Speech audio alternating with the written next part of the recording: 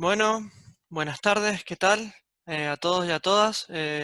Un gusto que estén nuevamente con nosotros. Le damos la bienvenida a la segunda charla en el marco del ciclo de webinar de geología que estamos organizando de parte de la Facultad de Ciencias Exactas y Naturales de la Universidad Nacional de Cuyo. En este caso, siendo hoy martes 23 de junio, vamos a presentar la charla titulada Presencia de hielos en los Andes áridos, a cargo del doctor Cristian Villarroel, que se desempeña como docente a cargo de las materias de geofísica e hidrogeología de la carrera. Así que es un gusto que estén ustedes con nosotros. Les agradezco mucho la presencia.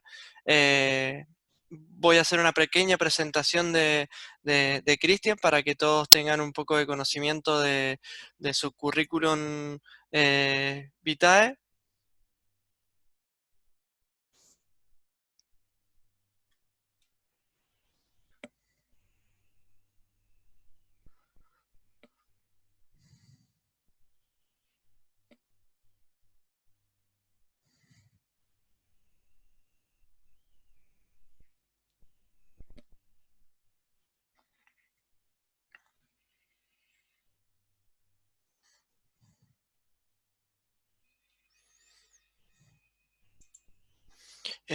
Cristian Villarroel es doctor en ciencias geológicas, egresado de la Facultad de Ciencias Exactas, Físicas y Naturales de la Universidad Nacional de Cuyo.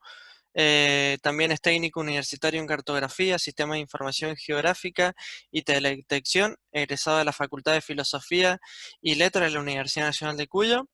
Actualmente es becario postdoctoral por el CONICET, profesor adjunto de las cátedras de Geofísica e Hidrogeología de la licenciatura de Geología de la Universidad Nacional de Cuyo y profesor adscrito de la Cátedra de Manejo Integrado de Cuencas Hídricas de la licenciatura de Biología de la Universidad Nacional de San Juan. Ha realizado una estadía de estudio e investigación sobre el ambiente periglaciar y permafrost en el Centro Universitario de Svalbard, en Noruega. Su investigación se focaliza en aspectos hidrológicos, hidroquímicos, dinámicos, geomorfológicos y evolutivos del ambiente periglaciar y el permafrost de montaña.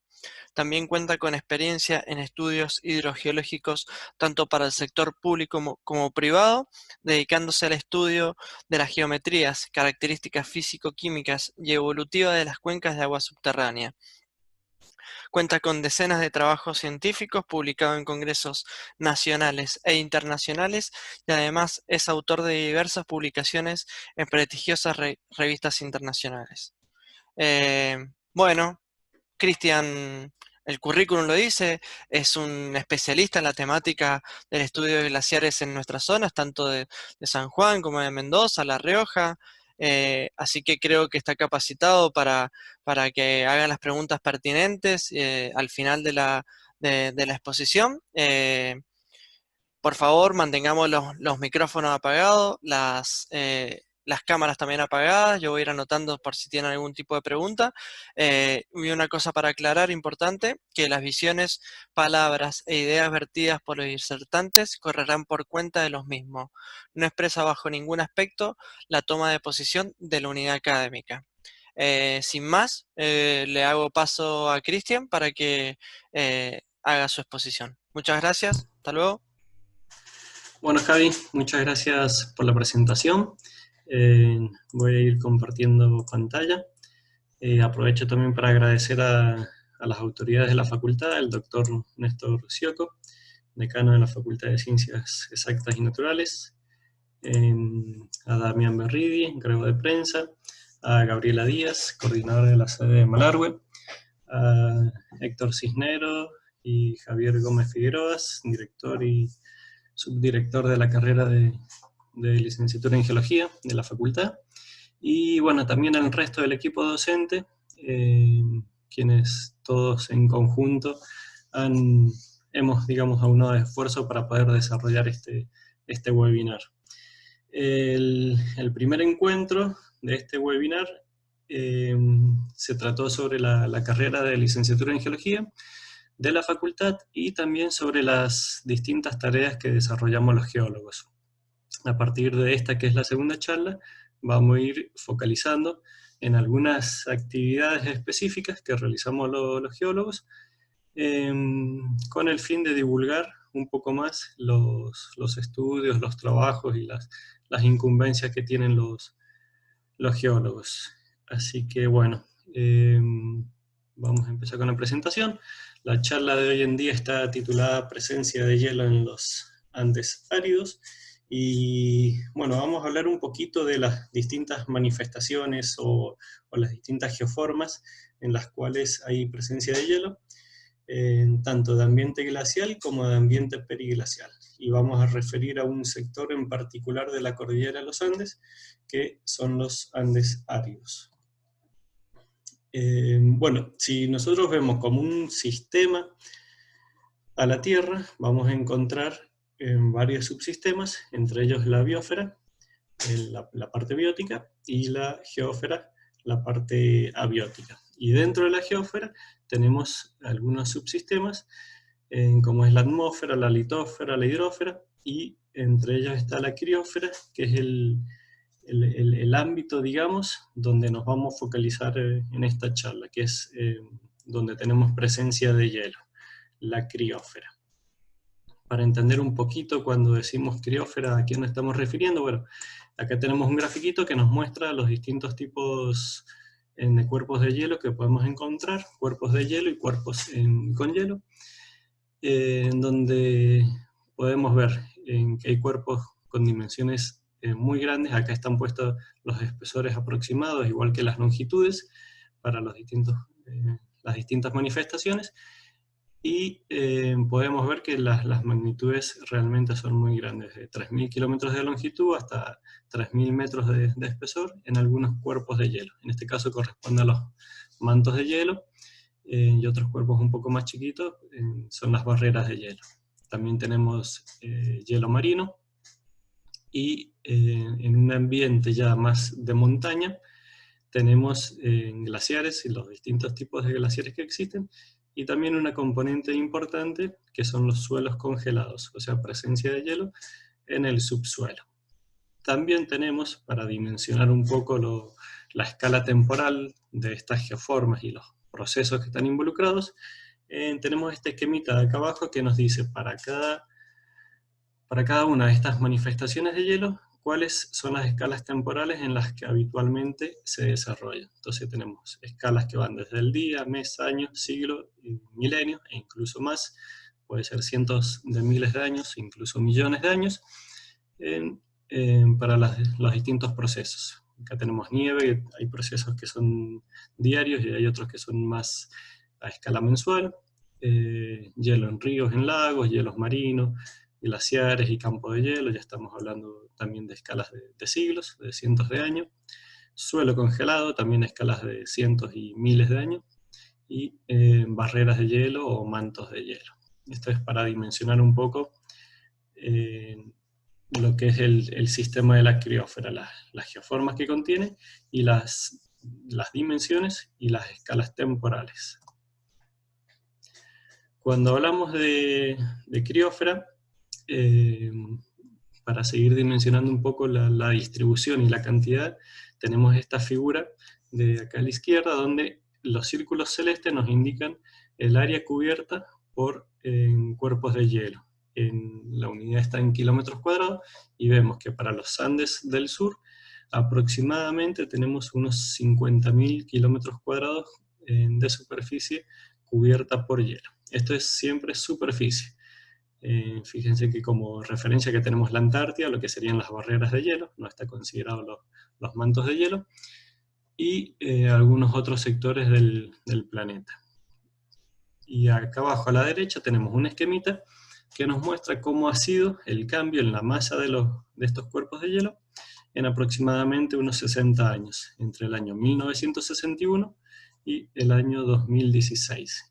Vemos también que para la gran mayoría de las regiones el balance ha sido negativo, o sea, hay pérdida de hielos en la gran mayoría de las regiones, excepto en el suroeste asiático, donde sí hay una ganancia de masa de hielo.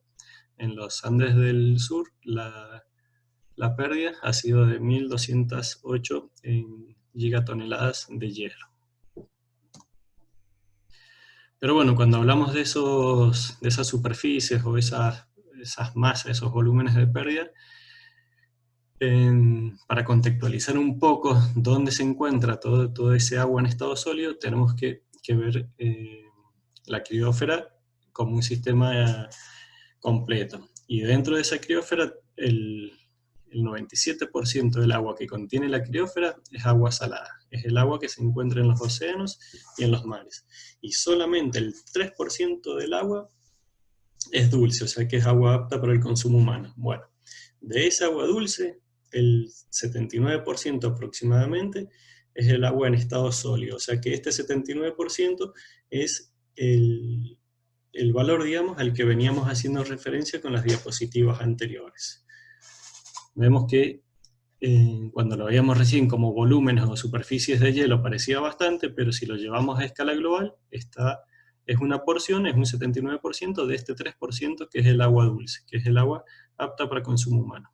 Y el resto, bueno, tenemos un 1% que es el agua superficial de los ríos, agua atmosférica, agua en lago, en suelo, y un 20% aproximadamente del agua subterránea. ¿Por qué es importante conocer qué volúmenes tenemos acá? Porque estos volúmenes que están acá, en algún momento pueden no estar más acá y van a pasar a formar parte de alguno de los otros subsistemas, dependiendo cuál es la ubicación geográfica de estos cuerpos de agua congelada. Y también es importante contextualizar cuál es la situación de las provincias cordilleranas que cubren los Andes áridos y cuáles son los pronósticos a futuro para esos sectores.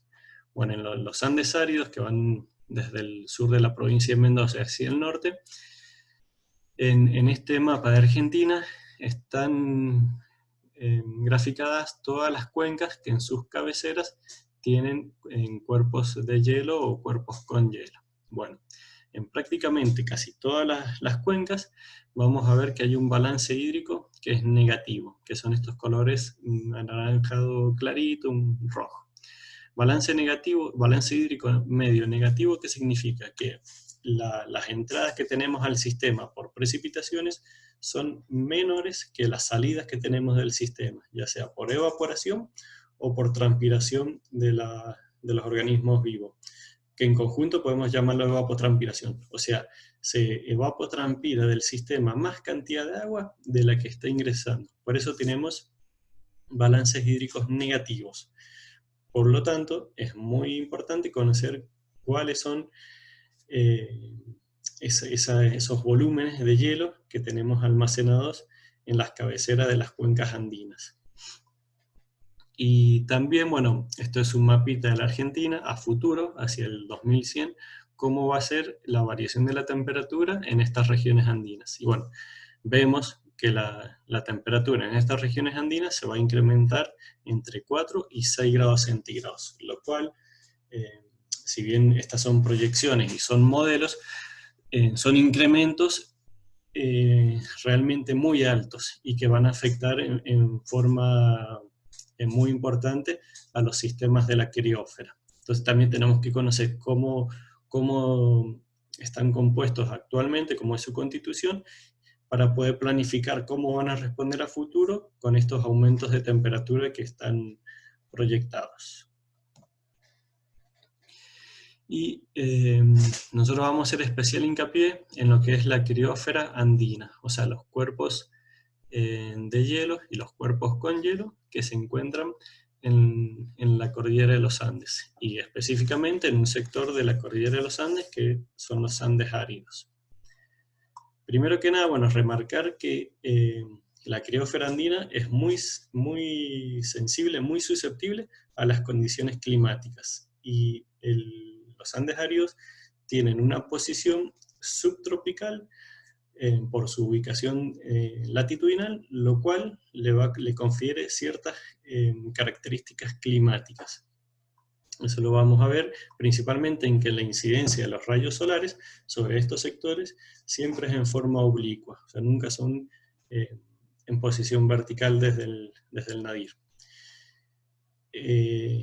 Eso a nivel, digamos, global. Y a nivel regional vamos a ver que tenemos varios sistemas climáticos sudamericanos que de alguna u otra forma siempre están teniendo influencia sobre el sistema de la criósfera. Entre estos sistemas climáticos tenemos la diagonal árida, definida por Brunier, 1982, el fenómeno del Niño, la oscilación decenal del Pacífico y también el anticiclón subtropical del Pacífico. Bueno, todos estos son sistemas climáticos regionales que tienen influencia directa en la criósfera andina, principalmente de los Andes áridos.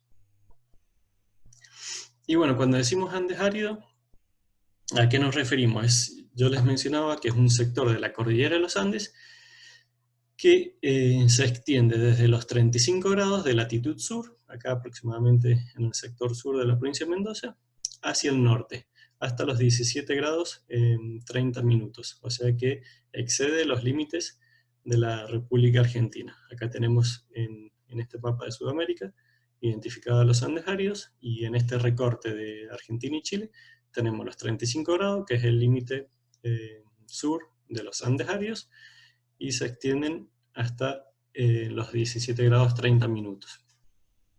Pero estos Andes áridos tienen una subdivisión más. A los 31 grados vamos a tener lo que conocemos como Andes centrales. O sea, entre 35 grados de latitud sur y 31 grados de latitud sur vamos a tener los Andes centrales. Y de los 31 grados hacia el norte, hasta los 17 grados 30 minutos, vamos a tener los Andes desérticos. La clasificación de Andes áridos y Andes húmedos es una clasificación glaciológica, geomorfológica, climática, y las subdivisiones también. Entonces, Argentina, digamos, tiene una posición geográfica en sentido latitudinal muy extensa, y eso genera que los paisajes y los climas y la geomorfología de las distintas zonas sean muy diferentes. Por eso, los glaciares o los cuerpos de hielo o los cuerpos con hielo que podamos tener en los Andes desérticos o en los Andes centrales van a ser muy distintos de los que podamos reconocer en los Andes húmedos. Por eso es importante uno, cuando está hablando de estos cuerpos, hacer referencia a qué sector de los Andes está haciendo alusión. Y bueno, también remarcar al principio de la charla que cuando hablamos de ambiente glacial, estamos hablando de un ambiente en particular y que es totalmente distinto del ambiente periglacial.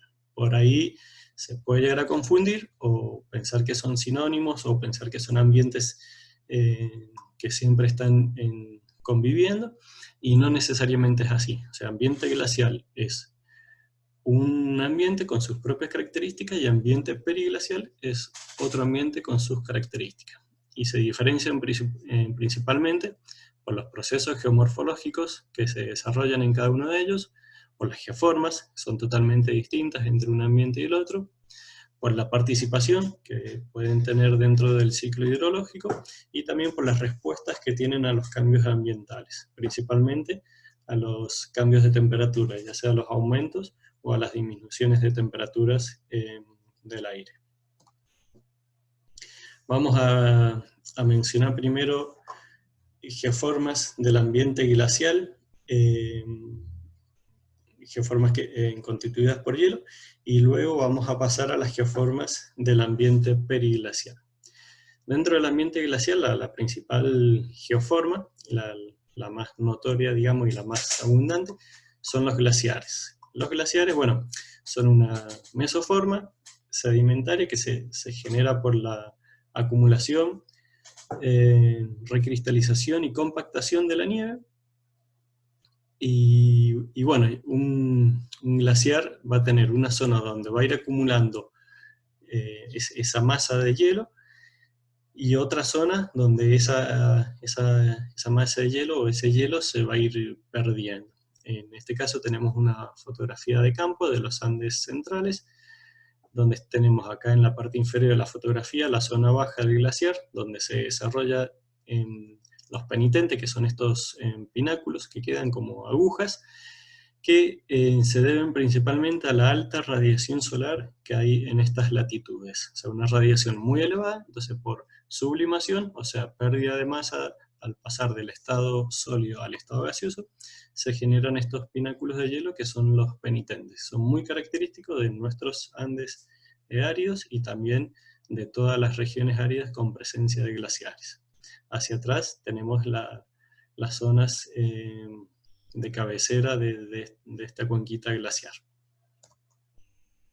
En un esquemita, para poder visualizar un poco más qué es un glaciar y cómo se forma, acá tenemos en blanco toda la masa de hielo del cuerpo glaciar. Y dentro de esta masa vamos a poder reconocer algunos sectores. Hay sectores donde, que es lo que se conoce como zona de acumulación, donde la precipitación o la entrada de hielo al glaciar es mayor que la pérdida de hielo, ya sea por fusión o por sublimación.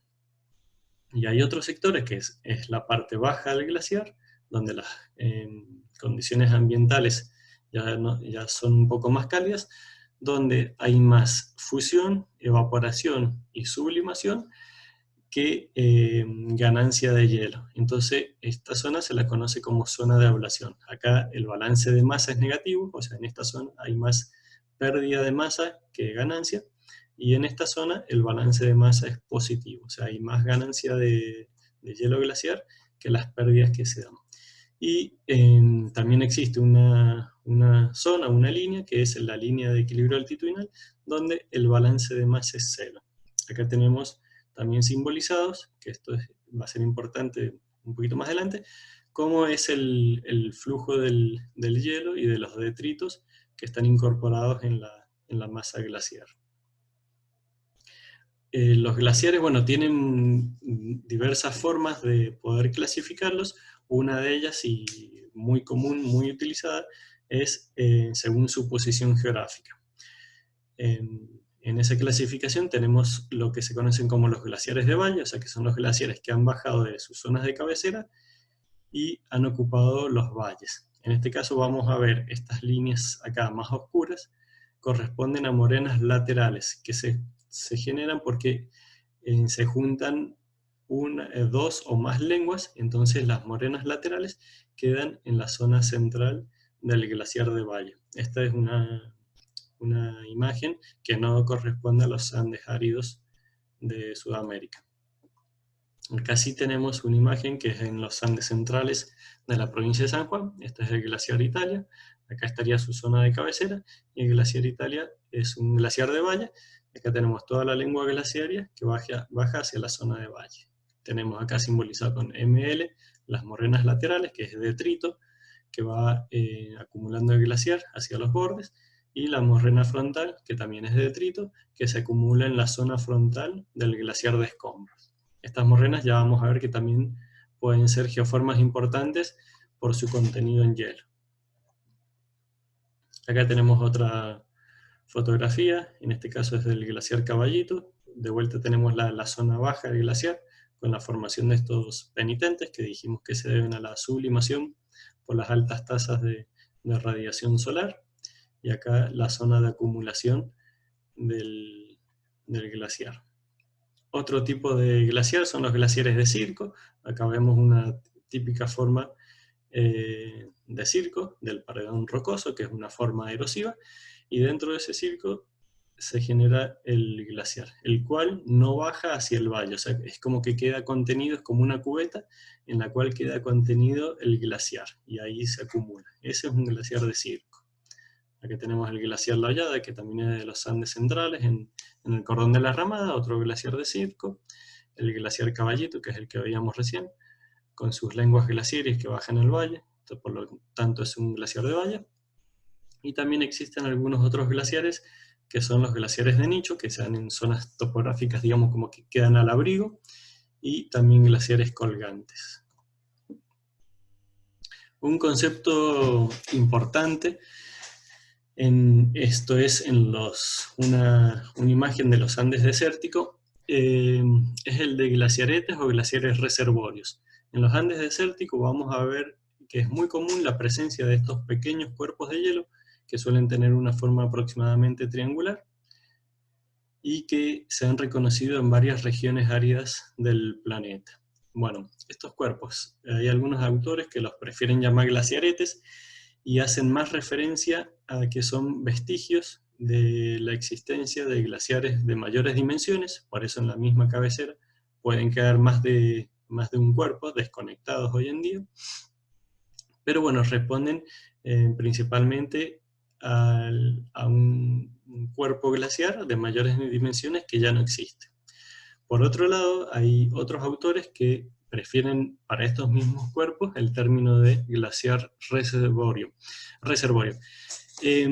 Porque si bien provienen de cuerpos de hielo que han ocupado mayor superficie, estos cuerpitos actualmente tienen ciertas características que es lo que hace que se le dé el nombre de reservorio. Y entre esas características está una que se encuentran a muy altas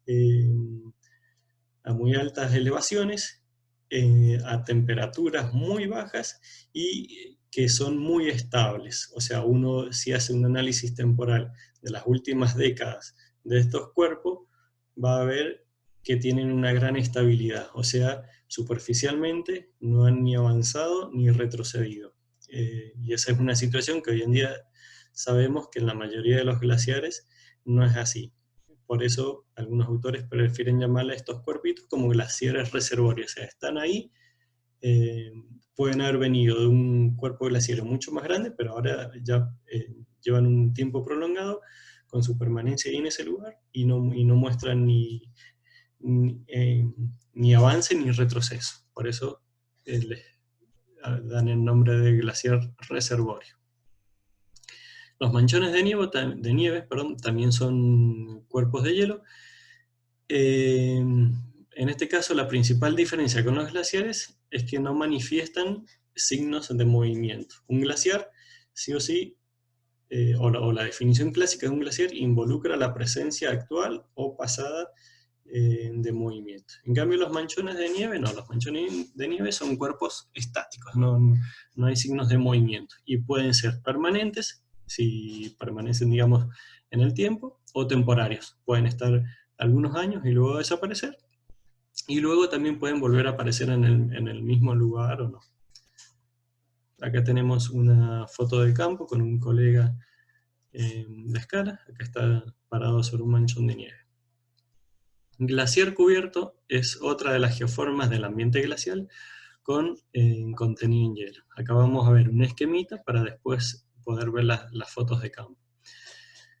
En las partes altas de las cuencas, en las cabeceras de las cuencas, es donde se desarrolla principalmente los cuerpos glaciarios. Acá tenemos representada de vuelta la línea de equilibrio altitudinal. Entonces tendríamos hacia arriba la zona de acumulación, donde la acumulación le gana a las pérdidas, y hacia abajo la zona de ablación, donde hay más pérdida de masas de hielo que la acumulación.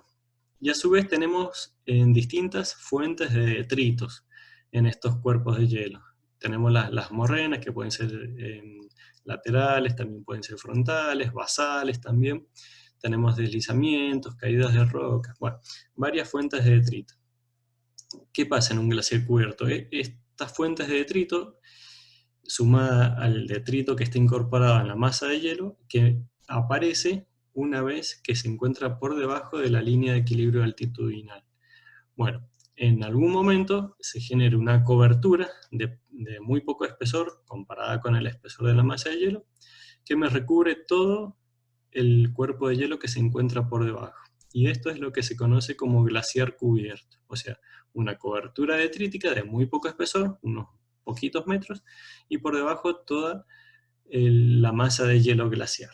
Eso es un glaciar encubierto, que también son geoformas glaciares muy comunes en los Andes áridos. Acá tenemos una foto de campo, ahí en la foto estoy yo, que sirve un poquito de escala para dimensionar el espesor que tiene este cuerpo de hielo. Acá no se ve la base que tiene este cuerpo de hielo, y ahí en la superficie se alcanza a visualizar una pequeña capita un poco más oscura. Bueno, esa es la cobertura detrítica. O sea, pueden observar que es el espesor es prácticamente despreciable comparado con el espesor de la masa de hielo. Y acá tenemos otra foto de campo de los glaciares cubiertos, otra vez un compañero que sirve de escala para dimensionar. Fíjense en esta cobertura detrítica, debe tener aproximadamente 1,5 metros si lo comparamos con el compañero, y por debajo la masa de hielo glaciar. Acá tenemos una imagen tomada de Google Earth, nos permite ver el hielo glaciar y la zona ya de glaciar cubierto, que es toda esta que tenemos por acá. Fíjense en que las fracturas, el hielo tiene un comportamiento frágil, entonces se dan fracturas del tipo extensionales. Bueno, y esas fracturas de tipo extensionales, fíjense que se transmiten también a la cobertura de detritos. Y este es otro de los indicadores morfológicos que nos permiten identificar que por debajo de esta cobertura de detritos seguimos teniendo el cuerpo de hielo glaciar. Y por último, dentro del ambiente glacial tenemos las morenas o morrenas, en que ya las habíamos visto en algunas imágenes, que es todo ese material detrítico que el glaciar acumula hacia los costados, o en el frente, o en la base. Bueno, y esos cuerpos detríticos que tampoco tienen movimiento, pero sí pueden contener mucho hielo. Y este es el caso de algunas morrenas que hemos fotografiado acá en los Andes centrales. Fíjense en todo un cuerpo de hielo masivo y una cobertura detrítica. Los glaciares cubiertos, al igual que los glaciares, sí tienen movimiento, están en estado activo. En cambio las morrenas se encuentran fijas. Acá tenemos una vista aérea donde vamos a poder ver los tres sistemas. Tenemos el glaciar, toda la masa de hielo. Acá tenemos el glaciar cubierto, todo esto corresponde al glaciar cubierto, donde se suelen generar estas lagunas que se conocen como termocars. Se generan en forma local por degradación del hielo, o sea, hay una degradación del hielo que se puede ver a la misma acumulación del agua, se derrite y se forma como una cubeta circular que queda llena de agua. Esos son termocars, y también son indicadores geomorfológicos de presencia de glaciares cubiertos. Y acá en esta zona, este detrito gris oscuro corresponde a morrena lateral de este glaciar. La foto que vimos en la figura anterior está tomada en este sector, y acá podemos ver como esta morrena, que es material detrítico y que no posee movimiento, también tiene gran cantidad de hielo. Así que bueno, hasta ahí es lo que algunas de las geoformas con hielo dentro del ambiente glacial. Ahora vamos a pasar al ambiente periglacial, donde vamos a encontrar algunas geoformas que también poseen hielo. El ambiente periglacial, bueno, fue definido cerca de los principios del siglo XX por Valery Volnosky, que en un primer momento sí se lo asociaba directamente al ambiente glacial, y se lo consideraba como que era un cinturón que bordeaba los ambientes glaciares o los antiguos ambientes glaciares. Bueno, ese concepto luego fue dejado de lado y se pasó a considerar que el ambiente periglacial es un ambiente frío o criótico, pero no glaciario, y eso es muy importante. Ambiente frío o criótico, no glaciario. Y bueno, actualmente, bueno, ya hace unas décadas Tricar ha definido algunos procesos que se desarrollan en el ambiente periglacial y que en cierta forma ayudan a definir qué es el ambiente periglacial. Entre esos procesos tenemos los de congelamiento-descongelamiento, que son muy importantes, procesos de solifluxión, de gelifluxión, crioclastismo, crioturbación y bueno, varios procesos más. También se ha definido el concepto de permafrost, que es un concepto térmico que ya lo vamos a ver con detalle, pero también es un elemento muy importante del ambiente periglacial. Algunos autores dicen que en el ambiente periglacial sí o sí tiene que existir permafrost, mientras que otros autores dicen que el permafrost es un elemento más del ambiente periglacial, pero puede o no estar, y sin embargo seguir siendo ambiente periglacial si tenemos el resto de los procesos. Y algunas de las geoformas en que surgen a partir de varios de estos procesos son los glaciares de roca o glaciares de escombros, Protalus rampar en suelos estructurados, pendientes detríticas, lóbulos de solifluxión, lóbulos de gelifluxión, etc. Bueno, acá tenemos desde microformas que se deben reconocer en el terreno, o sea, no lo podemos ver a través de una imagen satelital o una fotografía aérea, como pueden ser los suelos estructurados,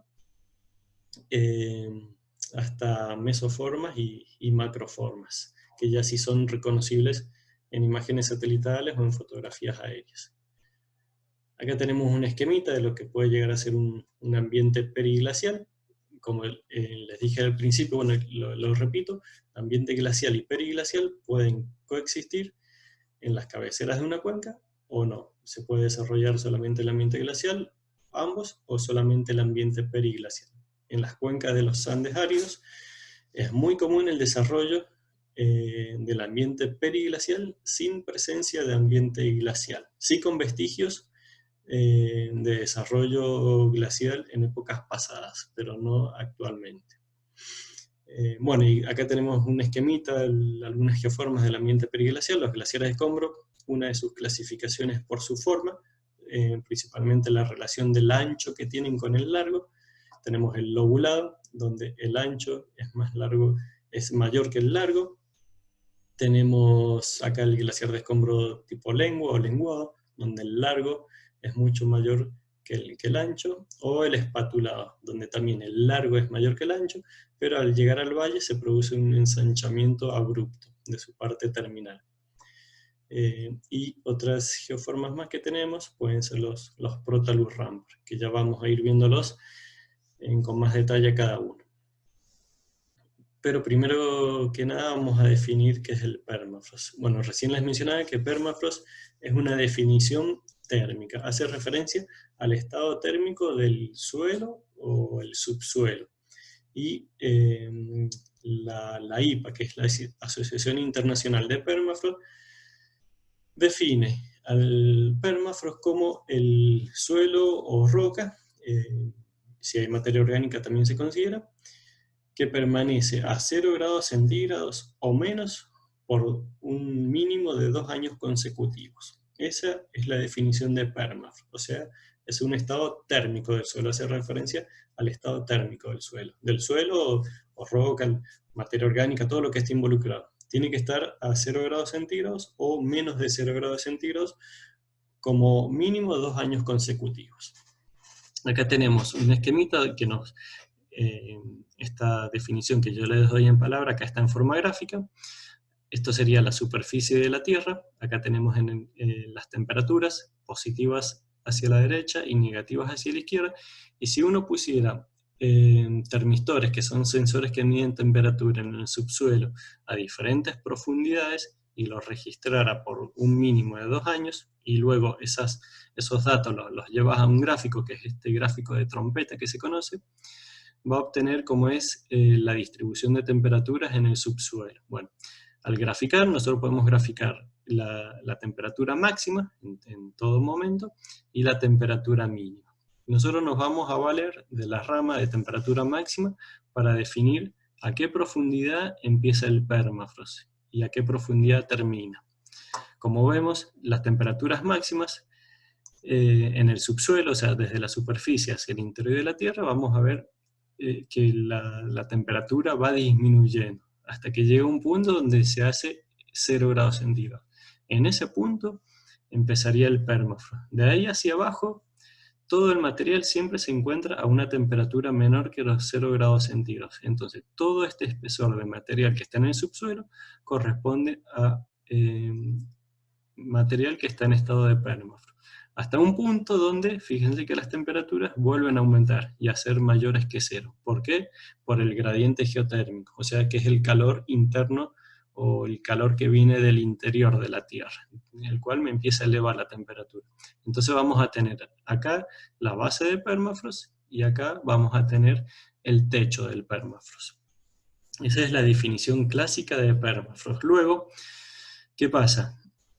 Si hay presencia de agua en ese suelo o en ese material del subsuelo y ese agua tiene un cierto contenido salino, puede ser que se encuentre en temperaturas negativas, menos 0,5, menos 0,7 aproximadamente, o un poquito más, y no esté congelada, y que recién congele un poquito a una temperatura un poquito más fría. Entonces algunos autores definen que el permafrost empieza en ese punto, donde el agua ya está congelada. O sea que podemos estar hablando cerca de menos 1 grado centígrados. A partir de ese punto, para ellos comienza el permafrost. De vuelta hasta donde las temperaturas vuelven a ser mayores a 0. Yo personalmente prefiero la definición que está vinculada directamente con la temperatura y no con el estado físico del agua si es que está presente. El permafrost dijimos que es una condición térmica y en esa condición térmica puede o no haber agua. Este es un grafiquito que está tomado de la tesis doctoral de Tapia Valdis del 2018 y que nos esquematiza un poco lo que yo les estaba diciendo acá. El suelo puede estar en estado criótico o no criótico. Criótico es cuando se encuentra a temperatura menos de 0 grados centígrados. Y no criótico cuando está a temperaturas mayores de los 0 grados centígrados. Si está en estado criótico, el estado físico del agua que contiene puede estar congelado o no congelado. Si está congelado y lo está por un tiempo mayor a 2 años, hablamos de permafrost. O sea, en este suelo, en este material del subsuelo, tenemos agua y se encuentra en estado congelado. Lo está por más de 2 años, es permafrost. Ahora, si tiene agua y está en estado congelado, pero en un tiempo menor a 2 años, es suelo congelado. No hablamos de permafrost, pero sí es suelo congelado, suelo que tiene agua en estado sólido. Por su parte, si está en estado criótico y no congelado, pero está por un plazo de tiempo mayor a los 2 años, es permafrost. En este caso le decimos permafrost seco, para hacer referencia a que no hay contenido de agua en ese subsuelo. Y cuando no está en estado criótico, que las temperaturas son mayores de 0 grados centígrados, el estado físico es no congelado y obviamente tampoco hay permafrost. Una de las características del permafrost en el hemisferio norte es su distribución, digamos, en cierta forma bastante armónica con la temperatura media anual del aire. O sea, los cinturones de distribución de permafrost, que acá está categorizado como continuo, discontinuo, esporádico o aislado, que esta clasificación hace referencia a qué porcentaje del terreno está ocupado por permafrost y cuál no. Esa distribución sigue en forma aproximada las isotermas, o sea, las líneas de igual temperatura. O sea que el principal componente que domina la presencia de permafrost en estos sectores sería el clima. Eso para las regiones llanas, digamos, más referidas a los alrededores del Polo Norte. Pero en las regiones montañosas, aparte del clima, el cual también es un factor importante, entra en juego la topografía, un factor también muy importante, y las condiciones del subsuelo. Entonces, el conjunto de clima, topografía y subsuelo, o litología, o geología, como lo queramos llamar, me genera un mix que como resultado me da un patrón de distribución de permafrost en la montaña que es muy heterogéneo. ¿Por qué? Porque las condiciones de ese paquete, digamos, cambian abruptamente en distancias muy cortas. Entonces se da una distribución de permafrost muy heterogénea. Yo puedo tener permafrost en este sector y me desplazo 100, 200 metros y ya no tener permafrost. Esa es una característica muy particular del permafrost de montaña.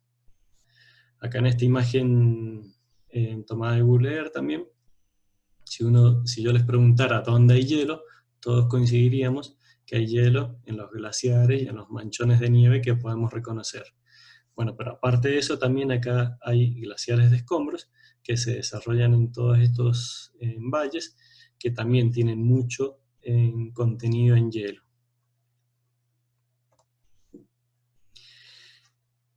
Salimos de lo que es la definición de permafrost y entramos al glaciar de escombro, una de las geoformas más importantes del ambiente periglacial y que a su vez es una geoforma que manifiesta la existencia de permafrost.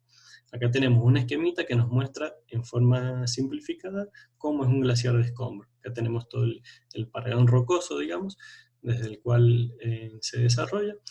Y vamos a ver que tiene principalmente dos capas. Una capa más superficial y de menor espesor, que es la capa activa. Esta capa tiene un comportamiento que congela y descongela estacionalmente. Congela en invierno y descongela en verano. Y por debajo de la capa activa tenemos la capa de permafrost, que es material que se encuentra a una temperatura inferior a los 2 grados centígrados por más de 2 años consecutivos. Y además posee hielo y detritos. O sea que esta capa de permafrost es como una matriz de hielo y detrito. Y esa matriz, la deformación de esta matriz, es la que le da movimiento y dinámica a los glaciares de escombros.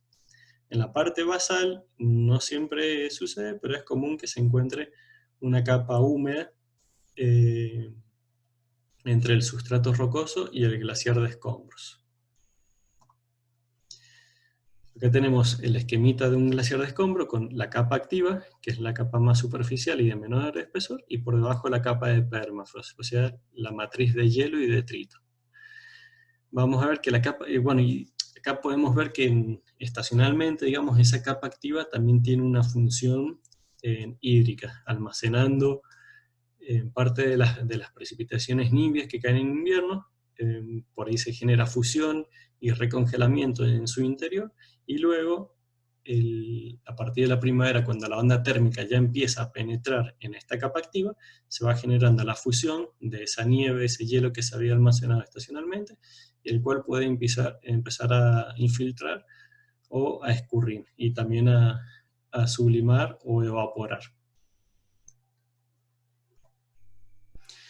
Uno de los aspectos principales de los glaciares de escombro es su origen, o sea, en cómo se forman. Y acá todavía hay una falta, digamos, de unanimidad en cuanto al origen. Hay dos escuelas principalmente. Unos autores dicen que es de origen glacial, que es el esquemita que tenemos acá arriba, donde a partir de un glaciar descubierto vamos a tener una fase de glaciar cubierto, que es la que tenemos acá, toda la masa de hielo recubierta por detrito, y por debajo en una zona donde tenemos una matriz de detrito y hielo, que esto sería la zona de glaciar de escombros o glaciar de roca.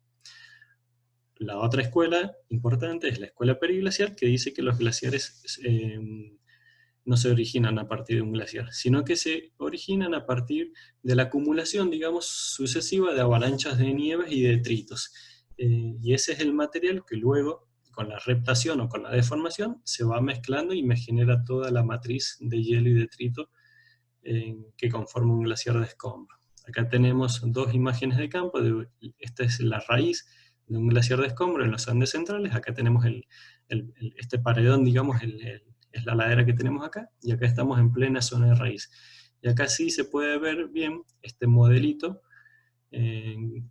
conceptual en el campo. Todos los bancos de detritos que se van acumulando y los bancos de nieve y hielo. Acá tenemos un poco más, esto es el año 2016, esto es el año 2017, toda una serie de capas de detritos y nieve y hielo que se van superponiendo.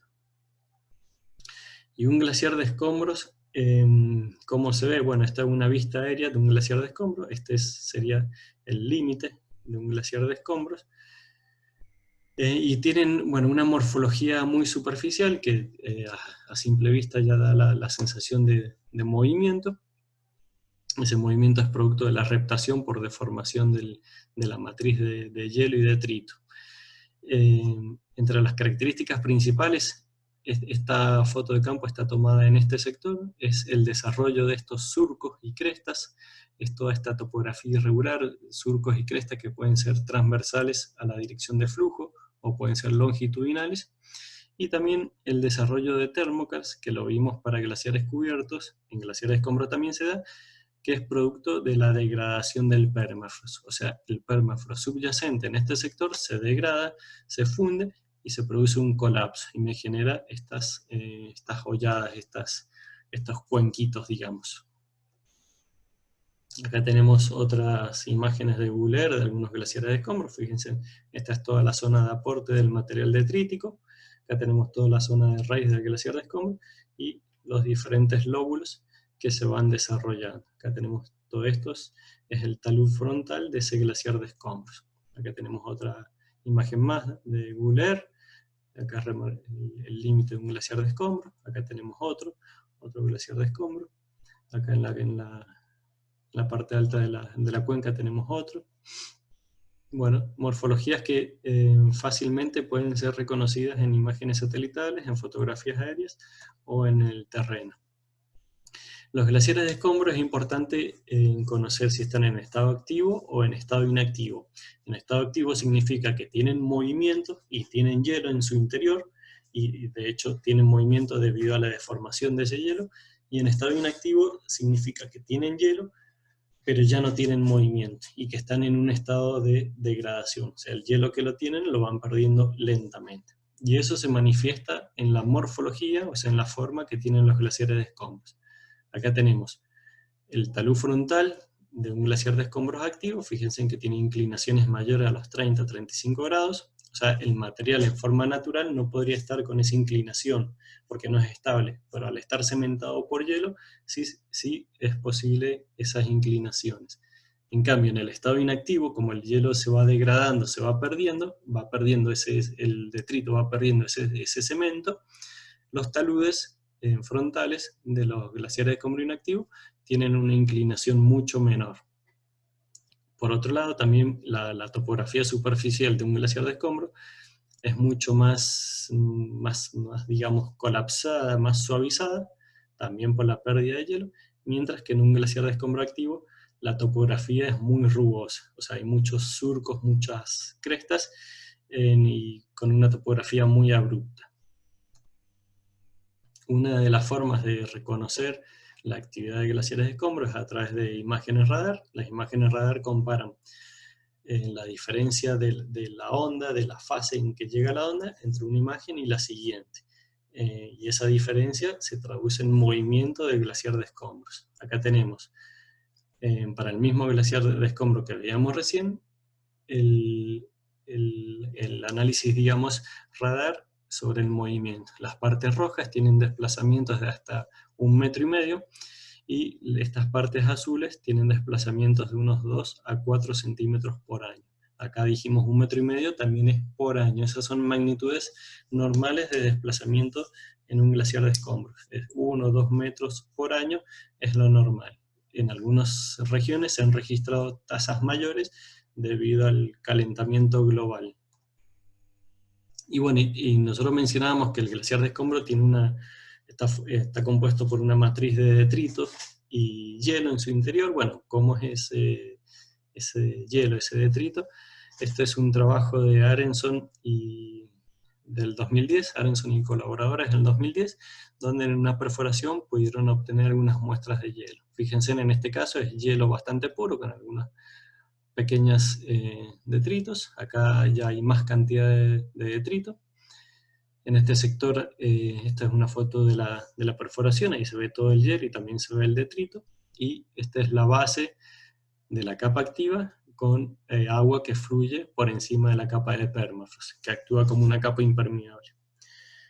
Esto es en otro glaciar de escombro, también de los Andes centrales. Esto es en la zona de raíz, donde están todas las flechitas rojas, es donde se pueden observar bancos de hielo. Acá hay un poco más de detalle, esto es el bolso de una cámara de foto que sirve de escala, y tenemos estos bancos de hielo, que si bien se ven sucios por el mismo sedimento, eran cuerpos de hielo bastante masivos. Y estos son unas fotos en el interior de un glaciar de escombro que se da en el archipiélago de Svalbard, en Noruega, que el flujo de agua ha incidido y ha formado estas cavernas y se puede acceder. Bueno, acá se puede ver todo el hielo y todo el detrito en estado criótico, congelado, formando toda una matriz entre el hielo y el detrito. Acá se observa bien todo el detrito que está congelado junto al hielo. Ese es el hielo que está formando parte de un glaciar de escombros. Y otra geoforma que es importante dentro del ambiente periglacial son los Protalus rampar, que, considerándolos en el sentido que los toma Bartsch, serían como glaciares de escombros embrionarios, serían como el posible nacimiento de un glaciar de escombros.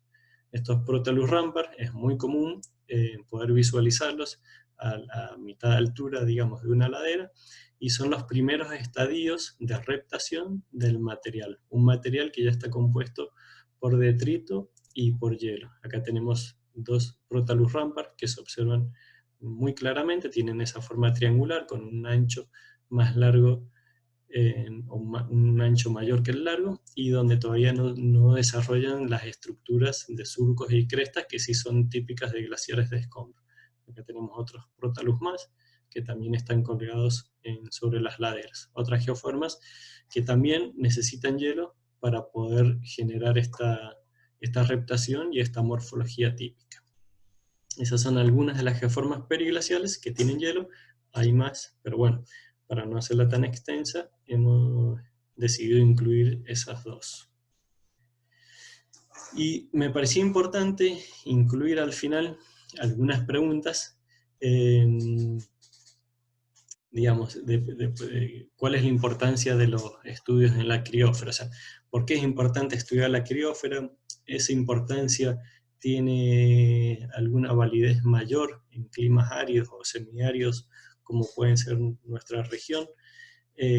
¿Cuáles son los interrogantes y las principales discusiones académicas que existen en la actualidad? ¿Cuáles son las aplicaciones de los estudios de la criósfera? Es muy importante. ¿Cuál es la incumbencia que tienen los geólogos, las geólogas en estudios de criósfera? Bueno, algunas preguntitas, que algunas de ellas tienen respuestas acá.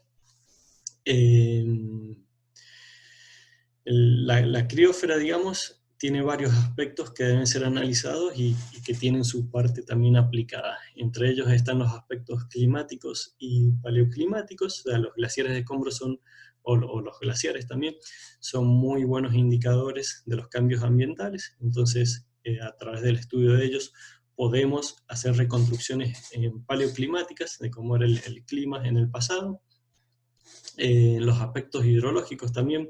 Acá en esta figura tenemos un esquemita del ciclo del agua, y vemos que en la parte alta de las cuencas se encuentran lo que son los cuerpos de hielo, los glaciares, las nieves, los suelos congelados. Entonces, la criósfera tiene una importancia muy grande en lo que es el ciclo hidrológico, principalmente porque se desarrolla en la parte alta de la cuenca, o sea, es donde se produce la gran recarga del sistema. Procesos geomorfológicos también. Acá vemos un deslizamiento asociado a inestabilidad de zonas de permafrost, aspectos ingenieriles. Acá tenemos una fotito en zonas donde el permafrost ha empezado a tener una cierta degradación y una cierta fusión. El hielo que se ha derretido ocupa un volumen mayor que el agua, o que el mismo terreno. Entonces, al ocupar un volumen mayor el hielo, ese hielo cuando no existe, se produce una subsidencia del terreno, y esa subsidencia del terreno se traduce en daños sobre la infraestructura que se encuentra por encima. También tenemos aspectos paisajísticos, turísticos, geopeligrosidad. Acá tenemos un ejemplito muy claro que se desarrolla en las montañas de los Alpes. Este es un hotel que está ubicado en la cima de un cerrito ahí en los Alpes, y al cual accede muchísimo turismo por diversos motivos. Bueno, se han empezado a registrar distintas caídas de rocas y condiciones de inestabilidad por el aumento de temperatura y la inestabilidad del permafrost, lo que se traduce en inestabilidad de laderas y algunos geopeligros asociados. Entonces, bueno, esto para mostrarles, son algunas de las cuestiones de por qué es importante estudiar la criósfera y qué aplicaciones prácticas puede tener. Muchísimas gracias a todos los que se conectaron para escuchar la charla, y bueno, me despido con esta imagen de la cordillera de los Andes Centrales y un cóndor andino, una de las posibilidades que nos ofrece esta linda profesión de ser geólogo y poder estar en el campo y apreciar un cóndor andino en su hábitat natural.